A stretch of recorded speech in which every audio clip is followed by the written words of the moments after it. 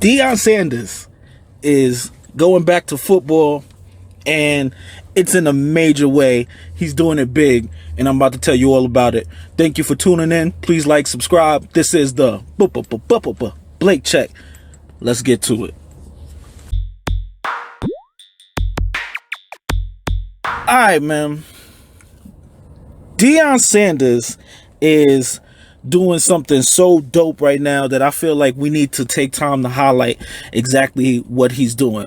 Deion is changing the game immediately. Like, Deion just decided to come back into football, and he could have came back as an NFL coach, NFL assistant, whatever he wanted to be. Deion Sanders is one of the greatest football players of all time. So anything he decided to do would have been accepted with open arms. So when Deion decided that he wants to come back and be a college coach, that already was like, okay, cool.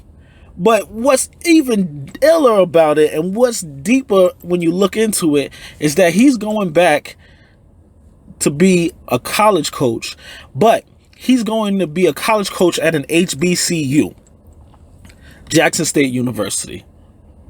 Now, some people may say, all right, what's the importance of that? What's the significance of that?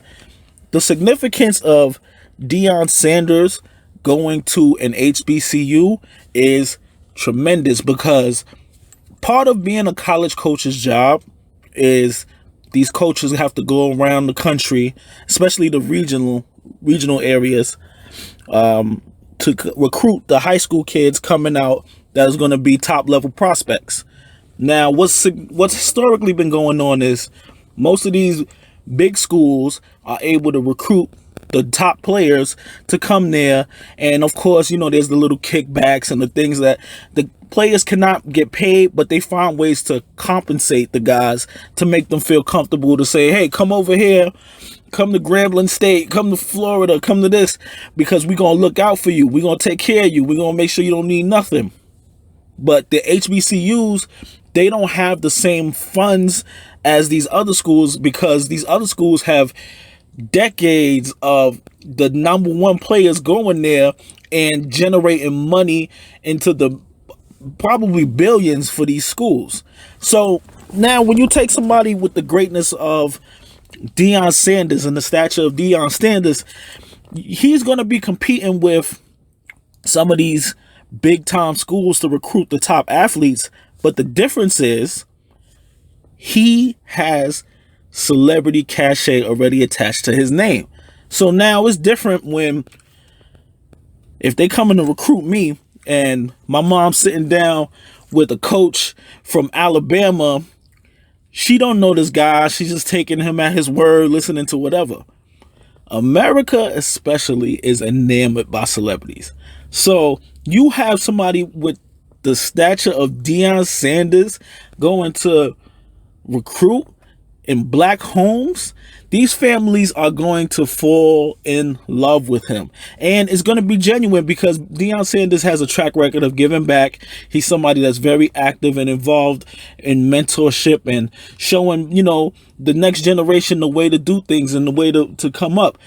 And he's going to be able to guide and mentor a lot of these young guys with things that they're gonna see that they've never seen before and they've never experienced before. And he's been down that road. He's done it all. So, Deion Sanders was playing baseball and football at the same day of time. One of the greatest athletes, not just football players, of all time. So this is huge. And what's so ill about it too is because the timing is so significant. We have, I believe his name is McCall Maker. He just committed. He's a top 5-star recruit going to an HBCU. He committed to an HBCU, Howard University. Then we have Mikey Williams, young kid. He's 16 years old. He's already being scouted by everyone as one of the next big stars when he graduates from high school. And he's already said he wants to go to an HBCU also. So we're reaching a point now where it's like there is an awakening going on with a lot of these athletes. And Mikey Williams at 16 years old, has already been speaking to this, saying, why is it that we don't go to the HBCUs? Why is it that we go into these big schools that don't care about us? They just want to profit off of us and never give back to our communities, when we can go to HBCUs and be loved and surrounded by people who not only look like us, they understand us, and they have our best interests at heart. And if we're going to make money for anyone and we're not going to profit the same, why not do it for HBCU? And I think that is incredible. So now you got players who are awakening, and now you have someone like Deion Sanders who's going to be there to be able to connect the dots. And I think we're about to see a enormous shift in the way this thing goes from now on. These players now are going to be looking at these HBCUs, and you're going to end up seeing Howard University in the NCAA Final Four and winning the Rose Bowl and all these other things, because the whole dynamic of everything is about to shift and change forever. Shout out to Deion Sanders. Shout out to Mikey Williams.